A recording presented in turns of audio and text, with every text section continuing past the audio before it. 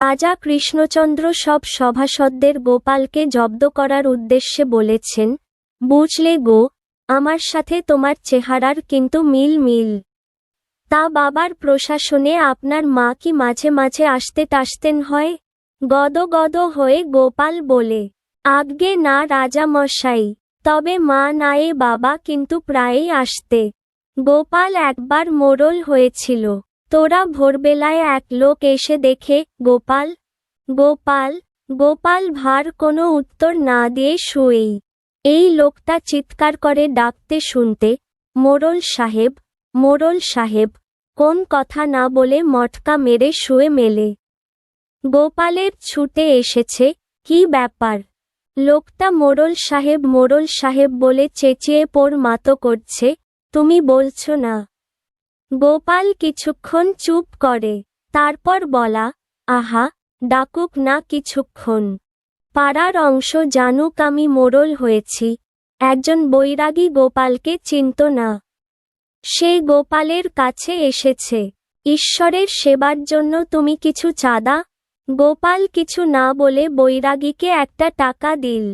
টাকাটা পেয়ে বৈরাগী ভোগান্তি পথ হাঁটতে শুনেছি। দেখতে যেতে গোপাল তাকে ডাকল, ও বৈরাগী, একবার আমার কাছে এসো। বৈরাগী গারমনে তার কাছে আসল গোপাল বলতে, তোমারও বয়স কত? 18 আজ্ঞে, আমার পুরাতন পান্না, তাতে কি হলো? এই ঈশ্বরের সেবার জন্য একটা টাকা নেওয়ার জন্য ফেরত পাঠান। কারণ তোমার স্বয়ং আমি যাও এবং ঈশ্বরের সেবার সুবর্ণ সুযোগ পাব। গোপালের তখন পুরানো হয়েছে, দেখতে ভালো লাগে না। রাজা কৃষ্ণচন্দ্র বললেন, কি গোপাল, কাল আসনি কেন? আজ্ঞে প্রশ্ন সমস্যা হয়েছে। অনেক জনপ্রিয় কাল এসেছেন মধ্য দরবার। কোন ভিন্ন চেষ্টা, ভাবতে এই তো তোমার জন্য ভালোই করা। তুমি বড়লোক হয়ে আগে দেখতে তোমার একটা বলদ, এখন দেখবে মোটামুটি বলদ। ঠিকই বলেছেন মহারাজ, আগে দেখতাম আপনার পালটা, এখন দেখছি 4টা পা, ঠিক আমার বলদের মতোই। বারোতে পড়ে রাজা কৃষ্ণচন্দ্র একবার গোর হাত চেপে ধরে জোরে মোচড়াতে লাগলেন। গোপাল, আমার হাত নির্দোষ, ওকে রেহাই দিন। রাজা, বহু করে নাও। গোপাল, ব্যক্তি বেয়াদবি হবে। রাজা, উহু, তাহলে হাতব না। গোপাল তখন সেই রোগের যে দাওয়াই বলে রাম নাম জপতে থাকে। রাজা, গাছ কি আর কাজ হবে? দাওয়াই পোস্ট। গোপাল, রাম নাম জাপাই তো মোক্ষম দাওয়াই।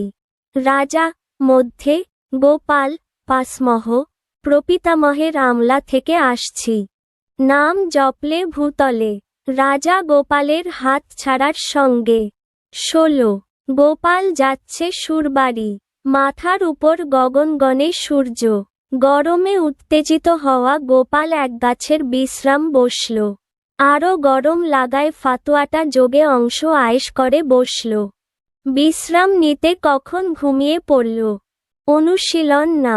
ঘুম যখন ঘুমাল গোপাল ভুবন, তার ফাতুয়াটা চুরি হয়ে গেছে। হায়, এখন কি হবে? খালি তো আর শ্বশুরবাড়ি ওঠা যায় না। কি আর করা? সে হাঁটতে মনে বলতে চাই, হে ভগবানে, দলিলটি 10টি চারপাশে কুতোয়ারা পাই, তাহলে আমার জন্য ভালো ফুয়া খেতে পারি। আর তোমার জন্য 5টি মন্দিরে দান করতে পারি। আর কি আশ্চর্য! ভাবতে বড় এলাকা। মহারাজের ধারণা মনে পড়ে আছে। ব্যক্ত হয়ে উঠল গোপাল, গুণেবন 5টি কাছে। গো স্বগত বলে উঠল, হে ভগবান, আমাকে তোমার বিশ্বাস না, নিজের ভুলটা বোঝানো